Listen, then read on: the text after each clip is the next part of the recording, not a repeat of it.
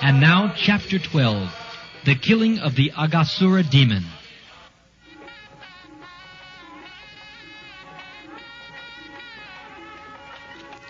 Once the Lord desired to go early in the morning with all his cowherd boyfriends to the forest, where they were to assemble together and take lunch.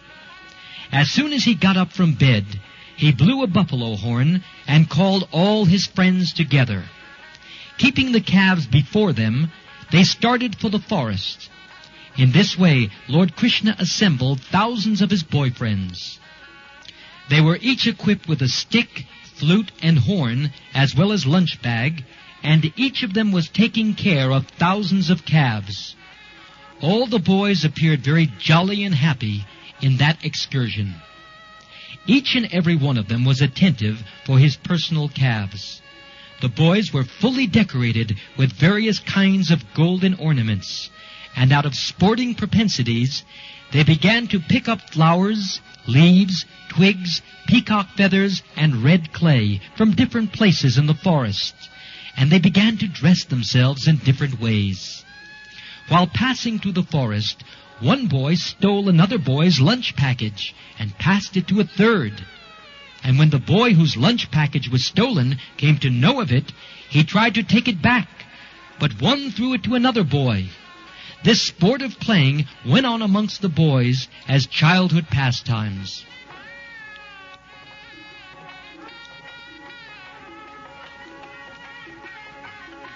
When Lord Krsna went ahead to a distant place in order to see some specific scenery, the boys behind him tried to run to catch up and be the first to touch him. So there was a great competition. One would say, "I will go there and touch Krsna." And another would say, "Oh, you cannot go. I'll touch Krsna first." Some of them played on their flutes or vibrated bugles made of buffalo horn. Some of them gladly followed the peacocks and imitated the onomatopoetic sounds of the cuckoo. While the birds were flying in the sky, the boys ran after the birds' shadows along the ground and tried to follow their exact courses. Some of them went to the monkeys and silently sat down by them, and some of them imitated the dancing of the peacocks. Some of them caught the tails of the monkeys and played with them, and when the monkeys jumped in a tree, the boys also followed. When a monkey showed its face and teeth, a boy imitated and showed his teeth to the monkey. Some of the boys played with the frogs on the bank of the Yamuna, and when, out of fear, the frogs jumped in the water, the boys immediately dove in after them, and they would come out of the water when they saw their own shadows and stand imitating, making caricatures and laughing.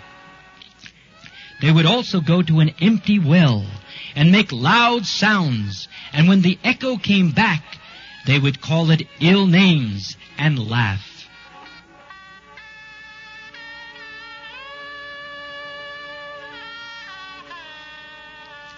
As stated personally by the Supreme Personality of Godhead in the Bhagavad Gita, he is realized proportionately by transcendentalists as Brahman, Paramatma, and the Supreme Personality of Godhead.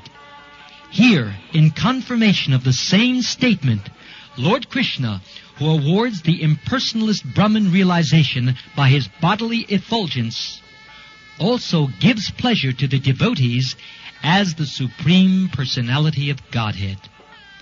Those who are under the spell of external energy, Maya, take him only as a beautiful child. Yet he gave full transcendental pleasure to the cowherd boys who played with him. Only after accumulating heaps of pious activities, those boys were promoted to personally associate with the Supreme Personality of Godhead. Who can estimate the transcendental fortune of the residents of Vrindavan? They were personally visualizing the Supreme Personality of Godhead face to face. He whom many yogis cannot find, even after undergoing severe austerities, although He is sitting within the heart. This is also confirmed in the Brahma Samhita. One may search for Krishna, the Supreme Personality of Godhead, through the pages of the Vedas and Upanishads. But if one is fortunate enough to associate with a devotee, he can see the Supreme Personality of Godhead face to face. After accumulating pious activities in many, many previous lives, the cowherd boys were seeing Krishna face to face and playing with him as friends. They could not understand that Krishna is the Supreme Personality of Godhead, but they were playing as intimate friends with intense love for him.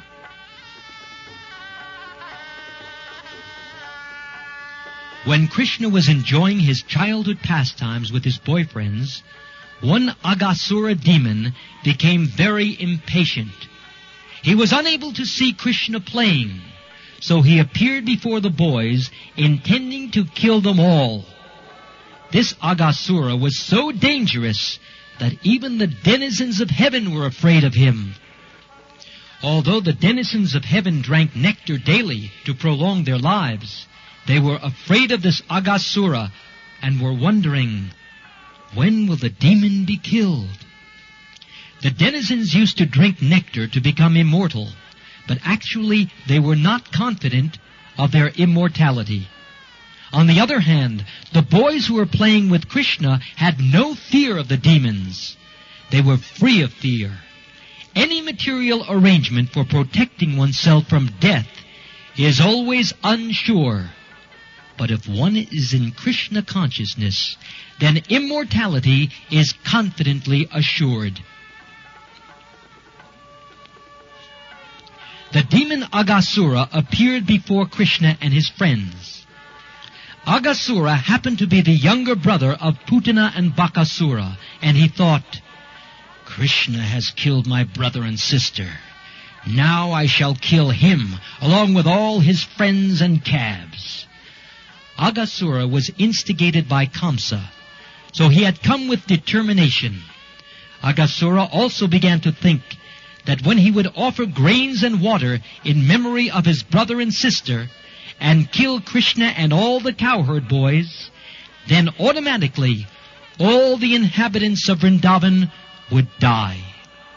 Generally, for the householders, the children are the life and breath force.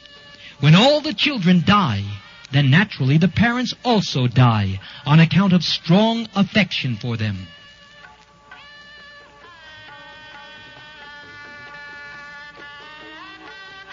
Aghasura, thus deciding to kill all the inhabitants of Vrindavan, expanded himself by the yogic city or power called Mahima.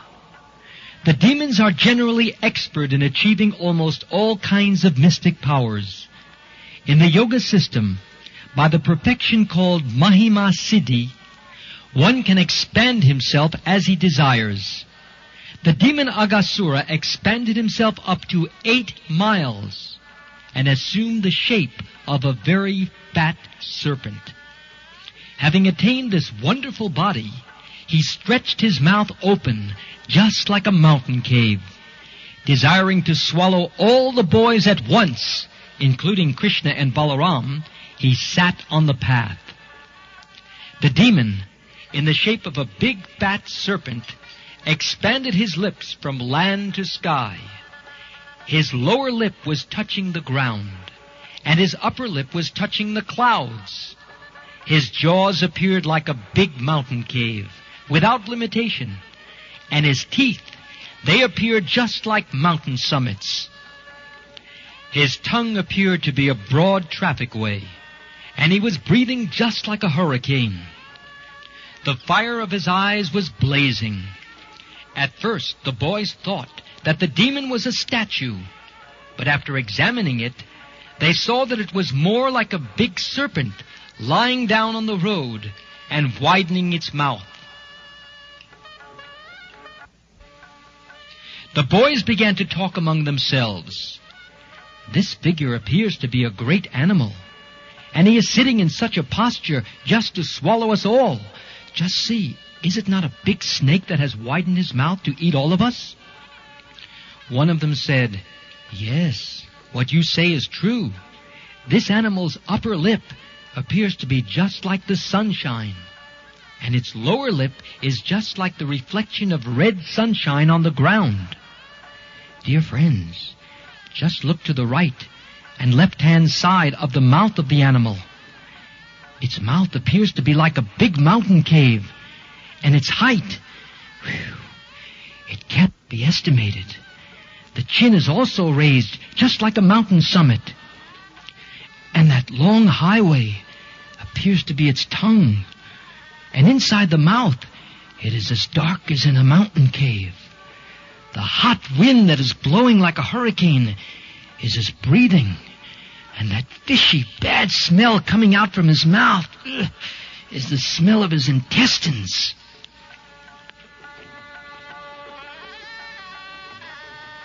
Then they further consulted amongst themselves.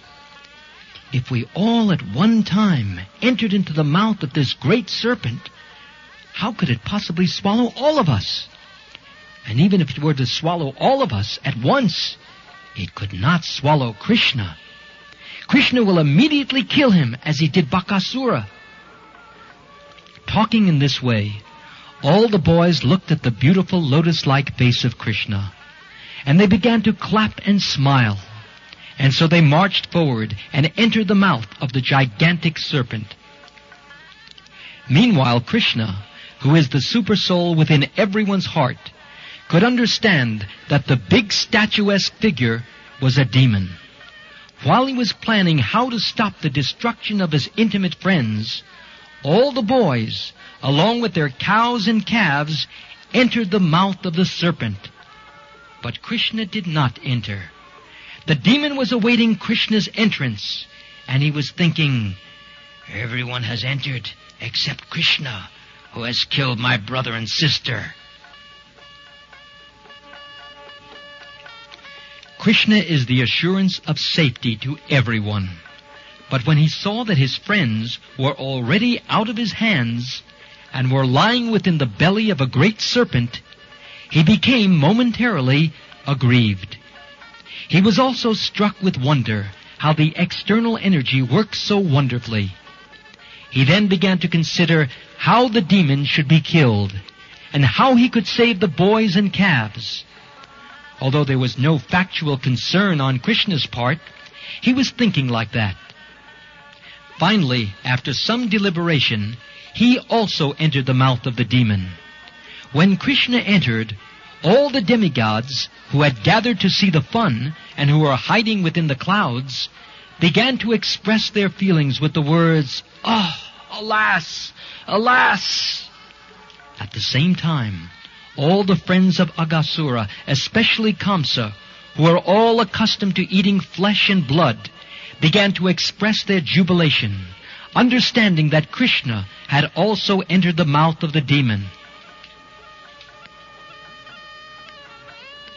While the demon was trying to smash Krsna and his companions, Krsna heard the demigods crying, "Alas, alas!" And he immediately began to expand himself within the throat of the demon. Although he had a gigantic body, the demon choked by the expanding of Krsna. His big eyes moved violently, and he quickly suffocated. His life air could not come out from any source, and ultimately it burst out of a hole in the upper part of his skull. Thus his life air passed off. After the demon dropped dead, Krsna, with his transcendental glance alone, brought all the boys and calves back to consciousness and came with them out of the mouth of the demon. While Krsna was within the mouth of Aghasura, the demon's spirit soul came out like a dazzling light, illuminating all directions, and waited in the sky. As soon as Krsna, with his calves and friends, came out of the mouth of the demon, that glittering, effulgent light immediately merged into the body of Krsna within the vision of all the demigods.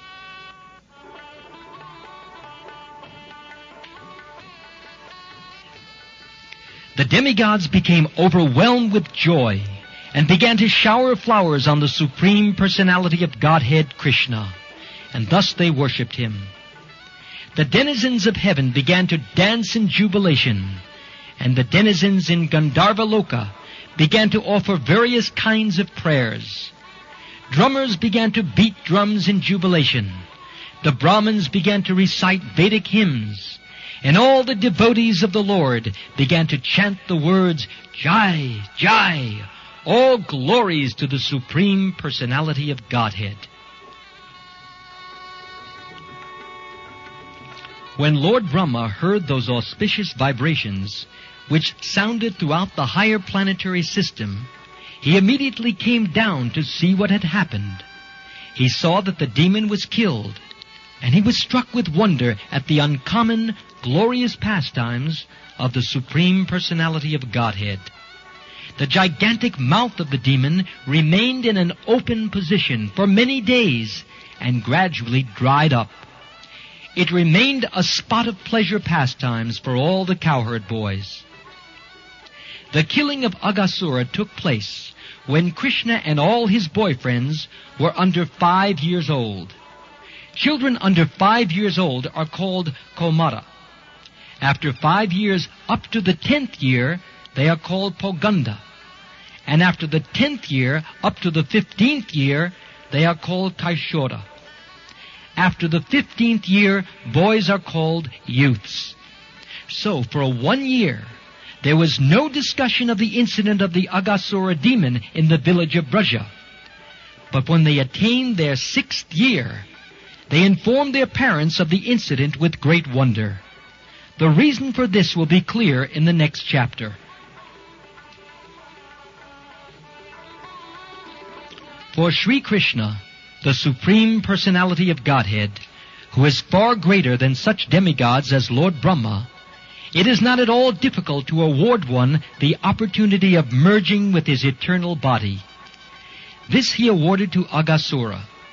Aghasura was certainly the most sinful living entity, and it is not possible for the sinful to merge into the existence of the absolute truth. But in this particular case, because Krishna entered into Aghasura's body, the demon became fully cleansed of all sinful reaction. Persons constantly thinking of the eternal form of the Lord in the shape of the deity or in the shape of a mental form are awarded the transcendental goal of entering into the kingdom of God and associating with the Supreme Personality of Godhead. So we can just imagine the elevated position of someone like Aghasura, into whose body the Supreme Personality of Godhead, Krishna, personally entered. Great sages, meditators, and devotees constantly keep the form of the Lord within the heart, or they see the deity form of the Lord in the temples. In that way they become liberated from all material contamination, and at the end of the body enter into the kingdom of God. This perfection is possible simply by keeping the form of the Lord within the mind. But in the case of Aghasura, the Supreme Personality of Godhead personally entered.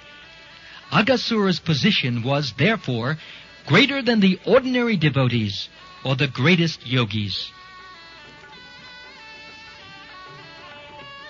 Maharaj Pariksit, who was engaged in hearing the transcendental pastimes of Lord Krishna, who saved the life of Maharaj Pariksit while he was in the womb of his mother, became more and more interested to hear about him.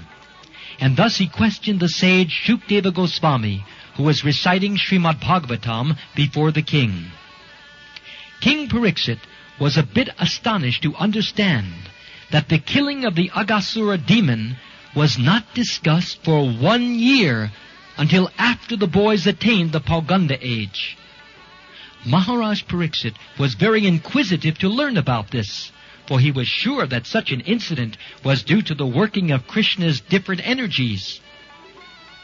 Generally, the Kshatriyas, or the administrative class, are always busy with their political affairs, and they have very little chance to hear about the transcendental pastimes of Lord Krishna.